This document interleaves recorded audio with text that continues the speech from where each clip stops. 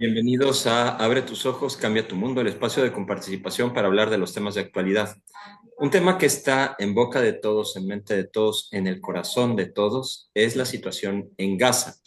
La situación en Gaza es multifactorial, hay muchos elementos, es importante saber verlo con serenidad, con objetividad. Y precisamente en ese deseo, también con participación, desea acercarse a uno de los factores fundamentales en este tema, el derecho internacional.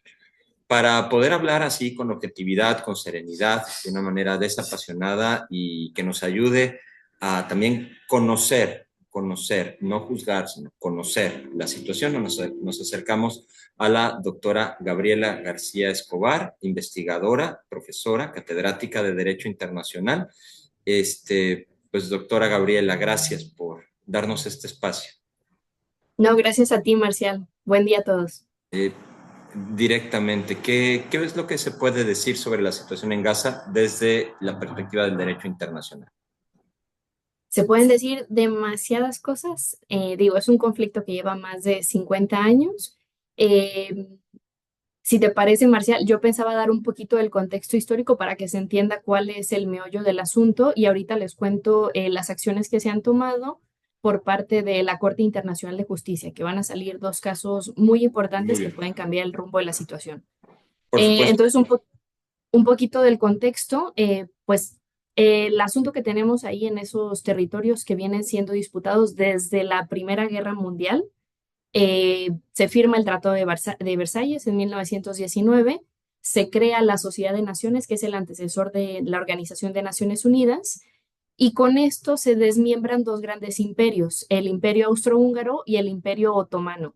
Entonces, lo que hoy en día son los territorios palestinos o Palestina, según la perspectiva de la cual se vea, y el territorio de Israel, en ese momento, en el 19, eran parte del Imperio Otomano, pero como cae este imperio, se hace un desmembramiento de todo su territorio y ese territorio se pone bajo el sistema de lo que se conoció como los mandatos de la Sociedad de Naciones, que después fueron mandatos acogidos por el sistema de Naciones Unidas. ¿Y qué eran estos mandatos? Significaba que estos territorios, que pues al desmembrarse ese imperio, pues quedaban un poco en el limbo, las potencias que formaban parte de esta organización internacional iban a colaborar para que pudieran llegar a la independencia y al autogobierno. Entonces, los territorios palestinos se ponen bajo el mandato de Reino Unido. Reino Unido pasan los años y se da cuenta de que la situación en Medio Oriente es bastante complicada. Entonces Reino Unido le dice a Naciones Unidas, ya en el 45, cuando se crea el sistema, sabes que este territorio es muy conflictivo, entonces yo cedo mi mandato y lo pongo a disposición de Naciones Unidas. Naciones Unidas se queda un poco como que tenemos, ¿qué vamos a hacer con estos territorios? Tenemos el fin de la Segunda Guerra Mundial, entonces se mezcla una serie de cuestiones históricas, políticas e ideológicas que dicen, pues estamos en una situación en la que tenemos una deuda de reparación hacia el pueblo judío después de la Segunda Guerra Mundial por el Holocausto. Tenemos una nueva organización mundial, Naciones Unidas, encabezada por Estados Unidos, y tenemos una mezcla de, tenemos que reparar al pueblo judío y la forma de reparación que consideramos más adecuada por las circunstancias que hay es la creación de un Estado, el Estado de Israel, pero pues ¿dónde vas a crear el Estado de Israel? Entonces surge la cuestión de la tierra prometida al pueblo de Israel es la tierra de Canaán que se encuentra en esa región. Entonces se juntan una serie de factores. Estados Unidos y Europa Occidental ve también la oportunidad de, en Medio Oriente, tenemos una creciente resistencia al orden jurídico internacional liberal. Entonces también nos conviene tener un aliado de Occidente en esa región. Como se junta toda esta serie de intereses, es que se crea el Estado de Israel en el 48, en esa región donde tienes, por un lado, parte de los territorios palestinos que se parten entre la Franja de Gaza, que es de la que más hemos escuchado en las noticias, que se encuentra al sureste de Israel, y la parte de Cisjordania, el famoso West Bank, que se encuentra en la parte norte del occidente. Y se crea el Estado en una región que está rodeado de vecinos mayoritariamente musulmanes. ¿no? Porque luego se dice, es que está rodeado de árabes. Sí, pero el pueblo de Israel, que es un pueblo semita, también es un pueblo árabe, ¿no? Ahí hay que ser precisos con la nomenclatura porque no es lo mismo árabe que musulmán. Tenemos personas que son árabes, árabe en realidad significa hombre del desierto, que puede ser árabes judíos, árabes musulmanes o árabes cristianos. También tenemos poblaciones cristianas en esta región, ¿no? Entonces, se crea el Estado de Israel rodeado de vecinos musulmanes que no son afines a la idea de crear un nuevo Estado judío en medio de esos territorios. Y también, pues, el Estado de Israel se crea a través de un instrumento que es poco adecuado para crear un Estado, que es una resolución de la Asamblea General de Naciones Unidas. Entonces, surge ya esa tensión desde el 48, los vecinos, que son Egipto, que son Siria, que son Libia, que son Jordania, le declaran la guerra al Estado de Israel, defendiendo la autonomía de los territorios palestinos, porque también aquí surge una situación muy complicada. Se declara la existencia del Estado de Israel por parte de la Asamblea General de Naciones Unidas, con oposición de ciertos estados de mayoría musulmana, y al mismo tiempo se deja la situación de los territorios palestinos aparte. ¿Qué son esos territorios en ese momento? Nadie sabe. Están un poco en el limbo jurídico. Entonces se declara la guerra, sigue la guerra y pues sabemos que esa tensión pues ha escalado hasta el conflicto que pasó el 7 de octubre de 2023 con los ataques de Hamas. Aquí también hay otra cosa que me parece que es importante puntualizar. Los territorios palestinos, al estar divididos en, por una parte, la Franja de Gaza y otra parte, Cisjordania, la autoridad que los gobierna no está unificada. En su momento se creó la Autoridad Nacional Palestina, que fue liderada por un líder que fue muy carismático en su momento, Yasser Arafat. Se firman los acuerdos de Oslo para tratar de unificar esa autoridad y para negociar que Israel se saliera de ciertos territorios que habían sido militarmente ocupados, pero en su momento no se llega a un acuerdo entre la autoridad palestina, que gobierna sobre todo Cisjordania, y lo que se creó un movimiento interno en la Franja de Gaza, que es Hamas, ¿no? Que es lo que vemos hoy en día en las noticias. No se llega a ese acuerdo, asesinan a Arafat y la situación de los territorios palestinos se queda un poco en, tienes a Cisjordania, que va a ser gobernada por esta autoridad palestina, sobre todo representada en un grupo que se llama Fatah, y tienes la situación de la Franja de Gaza, que está gobernada, al menos de facto, por Hamas. Y la situación que hay con Hamas, y que también esto es importante para entender el conflicto que hay en Israel, Hamas es un grupo de filiación chiita.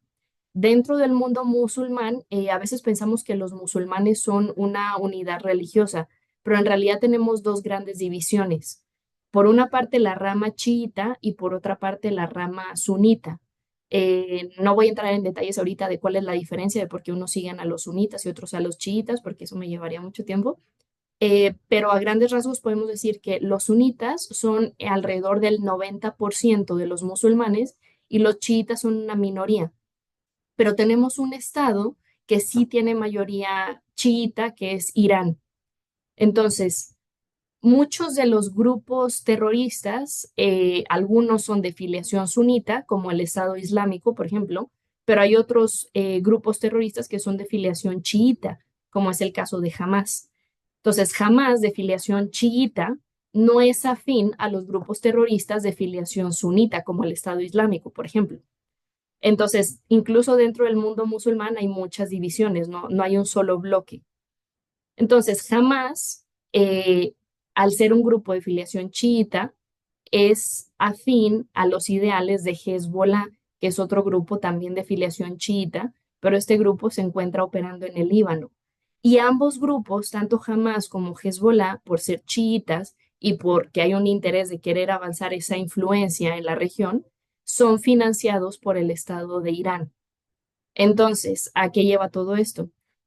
Israel recibe el ataque de Hamas. Es importante también puntualizar eso, ¿no? El ataque viene de Hamas, no viene de los palestinos, no viene de la posible existencia de un Estado palestino, sino que viene de este grupo en específico.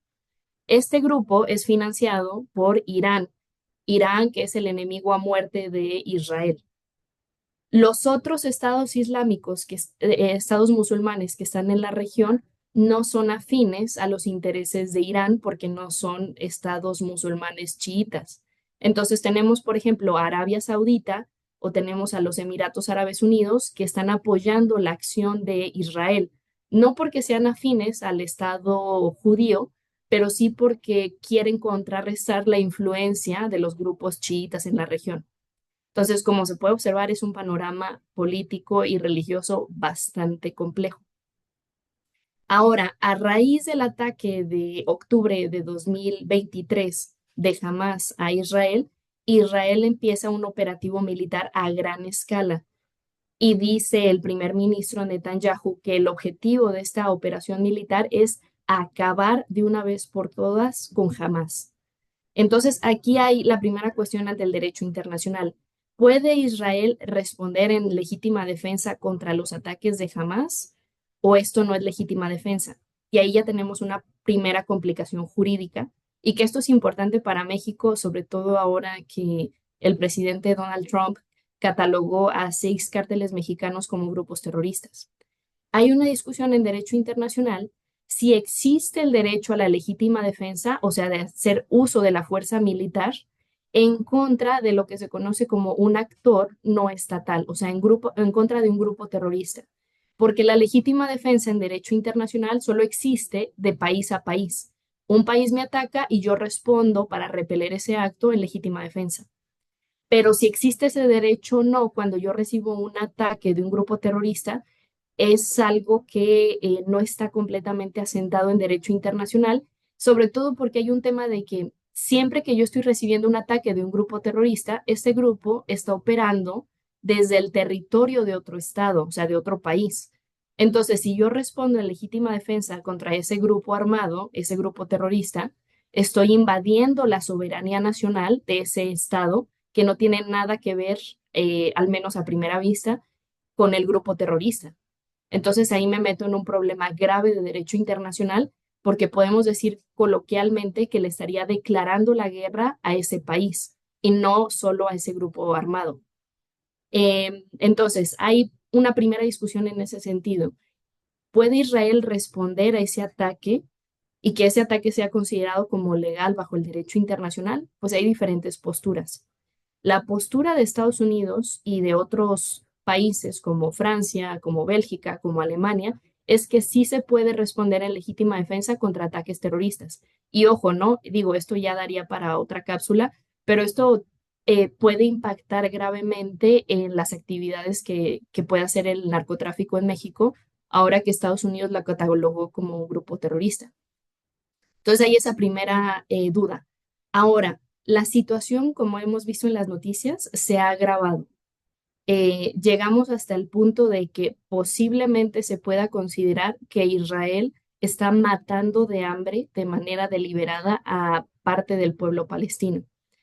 Esta situación ha provocado que pues, se haya recurrido a los mecanismos que tenemos en derecho internacional para responder ante esta situación. Y pues tenemos el órgano de Naciones Unidas que puede responder a este tipo de situaciones, principalmente, aunque tenemos otros, es el Consejo de Seguridad. ¿Por qué? Porque el Consejo de Seguridad es el único órgano de Naciones Unidas que puede responder mandando al ejército a cualquier parte, el ejército de los países miembros. Ahora, el Consejo de Seguridad tiene una particularidad que tenemos 5 miembros que se consideran miembros permanentes y que tienen derecho de veto, o sea, que pueden parar cualquier resolución. Y uno de esos 5 miembros permanentes, pues, es Estados Unidos. Entonces, pues eso hace que el Consejo de Seguridad se bloquee porque no se va a pasar ninguna resolución que condene los ataques de Israel en los territorios palestinos. ¿Por qué? Pues porque ahí está uno de sus principales aliados, que es Estados Unidos, con poder de veto. Ahora, ¿cuáles son los otros mecanismos que hay en derecho internacional para responder a la situación, ¿no? Y juzgar los crímenes que se hayan cometido de ambos lados? Tenemos la Corte Internacional de Justicia y tenemos la Corte Penal Internacional. Y ya hay casos abiertos en ambas. Primero les cuento de la Corte Penal Internacional, porque es el caso que es más difícil de que se pueda llevar a cabo. El de la Corte Internacional de Justicia, esa va a tener una larga historia. Entonces, la Corte Penal Internacional puede juzgar a personas individuales, no juzga a países, porque no puedes meter a un país a la cárcel, no, un país es una ficción jurídica. Entonces, juzga a personas individuales que hayan cometido genocidio, crímenes de guerra o crímenes de lesa humanidad. Recientemente, no sé si hayan visto las noticias, pero hace unos meses salió una orden de aprehensión de la Corte Penal Internacional contra el primer ministro de Israel, Benjamín Netanyahu, y contra el principal jefe de las Fuerzas Armadas, que es el general Yoav Gallant. Salió esta orden de aprehensión y esta orden de aprehensión se les acusa de haber cometido crímenes de guerra, y dentro de la categoría que tenemos de crímenes de guerra, en realidad hay varias conductas. En específico, se les acusa de utilizar la hambruna como método de guerra. Esto es algo que está prohibido por el derecho internacional. Y se les acusa también de cometer crímenes de lesa humanidad, en específico la conducta de matar a la población en general. Ahora, ¿qué es un crimen de lesa humanidad? Porque yo sé que a veces este término suena como que cualquier cosa atroz se puede llamar crimen de lesa humanidad, pero es un término jurídico muy específico. Y esto implica que tiene que cometerse una matanza de personas dirigido a la población civil en general, pero que tiene que ser parte de una política estatal y que haya la intención de llevar a cabo esta matanza como política estatal. Entonces, si se llega a cumplir con todos esos elementos, pues sí se puede considerar que el primer ministro de Israel estaría cometiendo un crimen de lesa humanidad, y si se comprueban los elementos de los crímenes de guerra, pues también podría ser sentenciado por crímenes de guerra. Ahora, la orden de aprehensión no se ha ejecutado porque la Corte Penal Internacional no puede ejecutar sus propias órdenes de aprehensión, sino que necesita de los países que son parte de la Corte para que ejecuten en sus territorios esa orden. Y pues como el primer ministro pues está en Israel, obviamente las autoridades israelitas no van a ejecutar esa orden de aprehensión. Pero pues a ver qué sucedería en un escenario donde viaje el primer ministro a un país que sí esté dispuesto a ejecutar esa orden. Pero pues eso pues es una hipótesis. Ahora, los casos que tenemos ante la Corte Internacional de Justicia.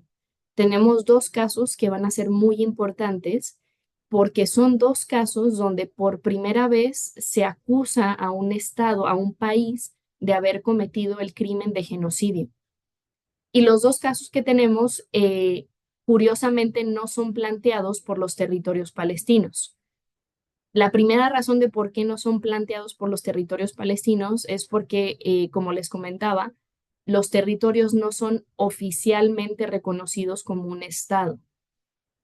Ahora, ¿cómo te vuelves un estado? En derecho internacional, que la política juega un rol muy importante, es un poco curioso porque sí tenemos ciertos criterios jurídicos. O sea, tienes que tener un territorio, tienes que tener población, tienes que tener un gobierno y tienes que tener la capacidad de entablar relaciones internacionales. Pero también hay un factor político de tú puedes cumplir con estos elementos, pero si la comunidad internacional no te reconoce como tal, pues no vas a ser un Estado por más que tengas los elementos, ¿no? Es un poco así funciona la política internacional. Entonces, la situación de los territorios palestinos, a pesar de que tenemos muchos países que sí lo reconocen como el Estado palestino, tenemos otros países que, digamos, son jugadores claves en el juego internacional que no reconocen a los territorios palestinos. Entonces, ¿qué provoca esto? Que a pesar de que tienes a un gran número de seguidores, podemos decirlo así, pues los principales países que te pueden dar acceso al sistema de Naciones Unidas, si ellos no te reconocen, pues nunca vas a entrar al sistema. ¿Por qué? Porque para entrar al sistema de Naciones Unidas necesitas el voto favorable de los 5 miembros permanentes del Consejo de Seguridad, y pues nunca van a tener el voto favorable de Estados Unidos. Antes podíamos decir que no iban a tener el voto favorable tampoco de Francia y de Reino Unido, que son otros 2 miembros permanentes del Consejo. Pero algo que ha cambiado la jugada ha sido las recientes declaraciones, tanto de Reino Unido como de Francia, de que si no cesa la situación que está sucediendo en Gaza, van a reconocer al Estado palestino. Y eso sí podría cambiar las reglas del juego. Entonces, los casos que se han llevado ante la Corte Internacional de Justicia no son presentados por los territorios palestinos, primero porque no son oficialmente un Estado y segundo, esto es algo también curioso del derecho internacional, pero así funciona, incluso si no eres reconocido oficialmente como un Estado, pero parece que sí lo eres, hay una posibilidad de que tú puedas llevar un caso ante la Corte Internacional de Justicia. Y si hay un caso que ha planteado los territorios palestinos como Estado palestino ante la Corte Internacional de Justicia y es un caso contra Estados Unidos por un cambio que hizo el presidente Trump de la embajada que la movió de Tel Aviv a Jerusalén. Y en ese caso se aceptó la representación del Estado palestino como Estado ante un juicio ante la Corte Internacional de Justicia. Pero estos dos juicios que les comento no es esa situación. Uno de ellos es Sudáfrica contra Israel y el otro caso es de Nicaragua contra Alemania. Y van a decir, pero ¿cómo Nicaragua contra Alemania? ¿Qué tiene que ver? Ahora les explico. Primero el de Sudáfrica. El de Sudáfrica contra Israel también es un caso un poco peculiar, que es una mutación que estamos viendo en derecho internacional, porque lo que sucede aquí es que Sudáfrica está acusando al Estado de Israel de cometer un genocidio en contra de la población palestina en Gaza. Normalmente, un juicio, digo, tanto a nivel internacional como nacional, normalmente requiere que pues tú seas una de las partes involucradas por obvias razones, ¿no? O sea, no va a venir Pepito a representarme en un juicio cuando pues, yo no tengo nada que ver ahí. Pues en este caso, Sudáfrica alega que por ser una obligación que es debida a toda la comunidad internacional, por ser una obligación humanitaria de principios que van más allá de los intereses de los países, debería tener legitimidad cualquier país para presentar este tipo de juicios. Y es una idea que la Corte Internacional de Justicia ha comprado. Entonces, la idea va por ahí. Como son obligaciones que nos conciernen a todos, que protegen normas esenciales de humanidad que van más allá de lo que pueda interesar a la soberanía de unos estados, entonces se debe dar acceso a estos países para que presenten un caso en nombre de otros países. Ahora, lo que va a estar aquí muy peleado es si la Corte Internacional de Justicia, que normalmente es una corte bastante moderada, bastante prudente, porque sabe el rol que está desempeñando en un mundo muy convulso y donde cualquier decisión desafortunada puede quebrar todo el orden internacional. Aquí lo que vamos a ver es si la Corte Internacional de Justicia va a determinar o no si el Estado de Israel está cometiendo genocidio en contra de los palestinos. Lo que yo veo más probable es que la Corte Internacional de Justicia no declare que está cometiendo genocidio, porque genocidio es el peor crimen que se puede cometer en derecho internacional. Entonces, la Corte no creo que se vaya a animar a decir esto, incluso si hubiera elementos, pero yo creo que sí, la Corte va a decir que fracasó en su obligación de prevenir que se cometiera un genocidio, que es otro tipo de obligación. No está diciendo que Israel cometió el genocidio, pero sí que no puso los medios necesarios para prevenir, para evitar que esto sucediera así. Puede que salga una resolución en ese sentido. Pero también hay un elemento que es muy difícil de probar en el caso del crimen de genocidio, porque requiere que se conlleve una acción, que puede ser una acción de matar, puede ser una acción de esclavizar, una esterilización forzosa, mutilar, matar de hambre, cualquier acción que lleve al exterminio de un grupo o de parte de un grupo y que la razón de ese exterminio se haga porque se quiere destruir, o sea, la intención específica de destruir a ese grupo porque pertenecen a una etnia en específico, porque son un grupo nacional en específico, porque son un grupo religioso en específico. Si se tiene la intención de destruir a un grupo, pero por alguna otra razón que no tenga que ver con esos perfiles, no es jurídicamente genocidio. Y aparte hay el elemento de probar que, por ejemplo, en este caso, la hambruna que está sucediendo en Gaza es con la intención de destruir al pueblo palestino, que pues jurídicamente hablando y en tema probatorio es muy difícil. Por eso, pues a ver qué es lo que va a determinar la Corte Internacional de Justicia. Y también porque ya se empieza a ver en las discusiones que ha habido entre los jueces que este tema no es tan fácil de resolver. A veces los medios de comunicación lo plantean como que esto es muy evidente y se tendría que resolver así, pero jurídica y políticamente hablado es más complicado. En este caso, Sudáfrica pidió a la Corte que ordenara una medida cautelar, que es una medida que se ordena pues para, digamos, parar las cosas hasta que se resuelva el fondo del asunto. Y esta medida cautelar pedía exigir a Israel que cesara las operaciones militares. Y la Corte no otorgó esa medida cautelar. Sí exigió a Israel que pusiera todos los medios necesarios para prevenir que se consumara un acto de genocidio, pero no se atrevió a exigir a Israel que cesara completamente la operación militar. Y es porque hay un tema entre los jueces que están discutiendo precisamente la cuestión de si Israel está actuando en legítima defensa o no. Y es una discusión que a lo mejor desde el público en general parece un poco absurda, pero en estos temas es muy delicado porque puede sentar un precedente para el futuro. Y les digo, pues México ahora en la situación en la que estamos, nos interesa mucho el precedente que se va a sentar en ese sentido. Entonces es el caso de Sudáfrica. Tenemos otro caso que es el de Nicaragua contra Alemania. Tú me dices, Marcial, si me estoy extendiendo o si estoy metiéndome en temas demasiado No, específicos. todo está muy claro. Sí, sí, todo está muy claro. Y tengo deseo de saber cuál es el caso que presentó Nicaragua contra Alemania.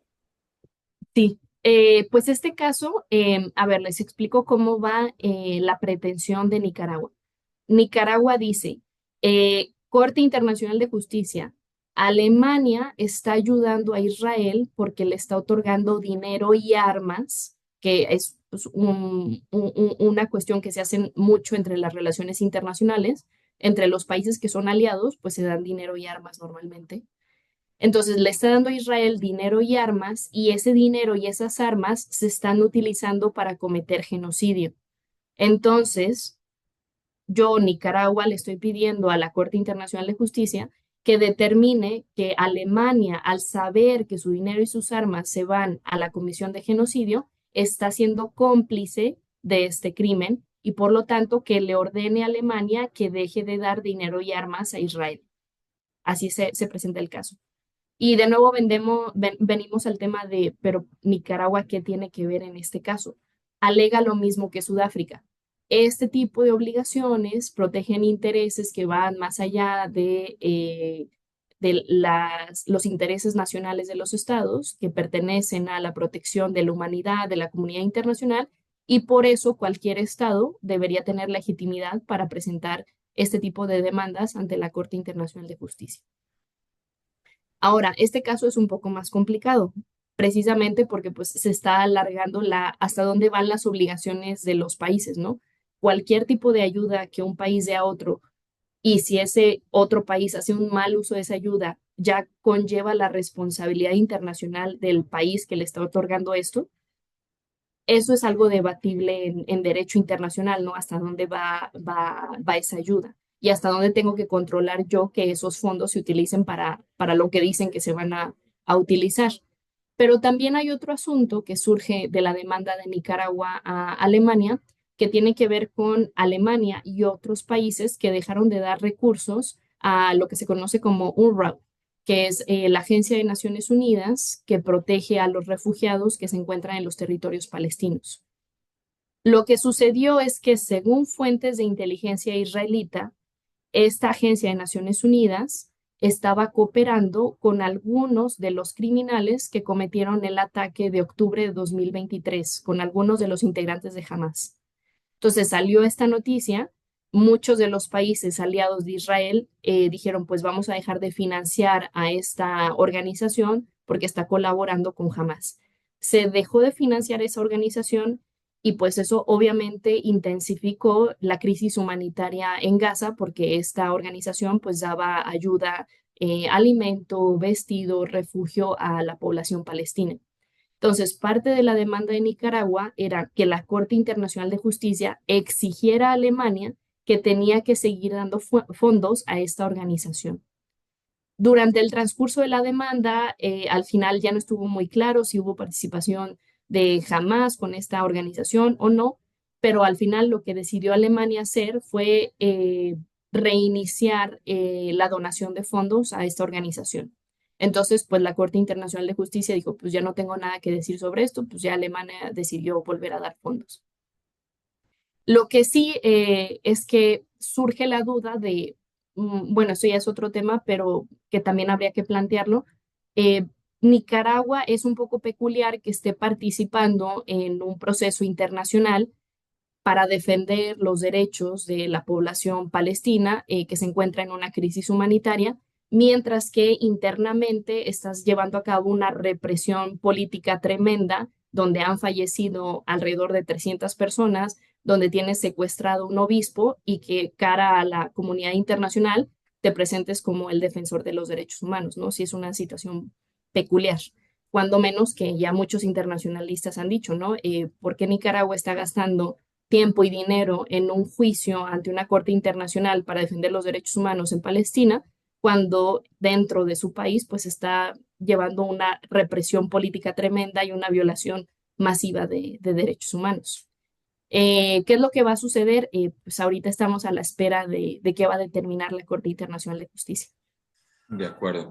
Hay muchísimos ángulos de todo lo que mencionas, muy interesantes. Puntualizaría, mencionaste que un vecino de Israel era Libia. Te referías al Líbano, yo lo sé, no me juego. Perdón, sí. Sí, el Líbano, que también eh, es, ahora bien, de todo esto que nos estás mencionando y para ir aproximándonos a, pues a unas primeras conclusiones en el deseo de que en algún momento pudiéramos a lo mejor profundizar más en uno o en otro, pero para ir cerrando este segmento, este capítulo, lo termina pagando el más débil, o sea, el eslabón más débil es el ciudadano que vive en esos territorios, que el niño, la mujer, que las familias que sucede que forman parte de esa población, sucede que están ahí, eh, que han vivido por generaciones involucradas en un conflicto en el que ellos no son actores, ellos no son, pero sí son los que terminan pagando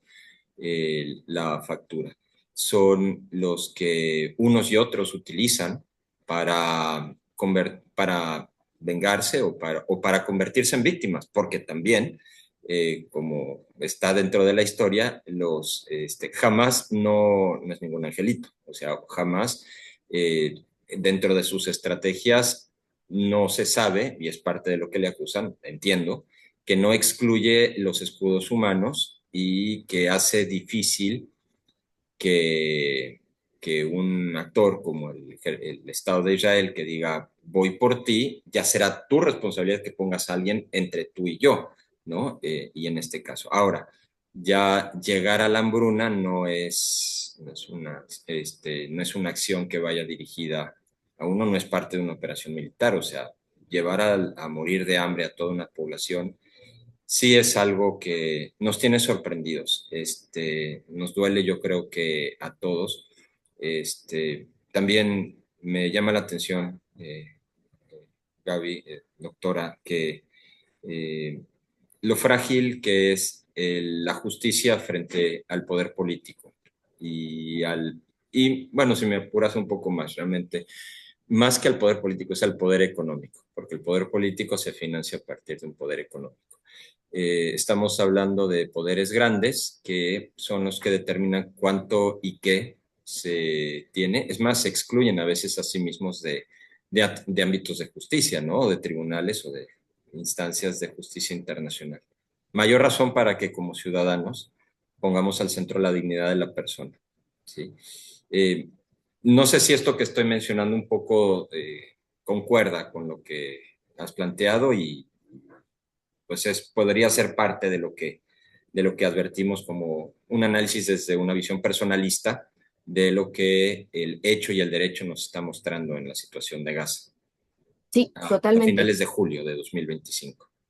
Totalmente. Digo, yo creo que estos son síntomas de precisamente un orden jurídico internacional que no se centra en la defensa de la dignidad humana, que juega con muchos intereses. Por eso yo uso la analogía de un tablero de juego, ¿no? Porque a veces así pareciera que actúan las grandes potencias, ¿no?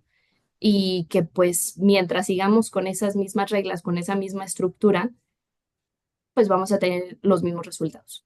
Así es. Ojalá en otra ocasión podamos hablar esto, a lo mejor aproximarlo, involucrarlo con otras posiciones dentro del juego. No se mencionó a Rusia, no se mencionó a China, pero definitivamente en este tablero no es indiferente, ¿verdad? Sí, No se va a animar Nicaragua ni se va a animar Sudáfrica a hacer algo si no forman parte de ciertos grupos internacionales que están pues buscando lo que llaman, creo, el orden multipolar, ¿verdad? Y sí, afianzar el orden multipolar. Pero sí. bueno, si pudiéramos dejar abierto para que nos escuchen, que haya otro capítulo donde podamos hablar un poquito más, prolongando la situación de Gaza, como partiendo de eso y viendo otros ángulos, ¿verdad? Sí, Del panorama internacional relacionado con este tema. sí, claro que sí. Sí, algo más que quieras poner, alguien que no sé si tienes redes sociales o alguien quisiera profundizar en algo donde te gustaría que te localizara. Me pueden Pues encontrar en mi correo, gab grande, garcía, @up.edu.mx. muchísimas gracias y mucho éxito en tu labor académica. Está por comenzar el semestre. Muchas Muchas gracias. gracias. Gracias, Sí, Marcial. Nos esto vemos. fue Abre tus ojos, cambia tu mundo, donde hablamos sobre Gaza y la situación y el derecho internacional.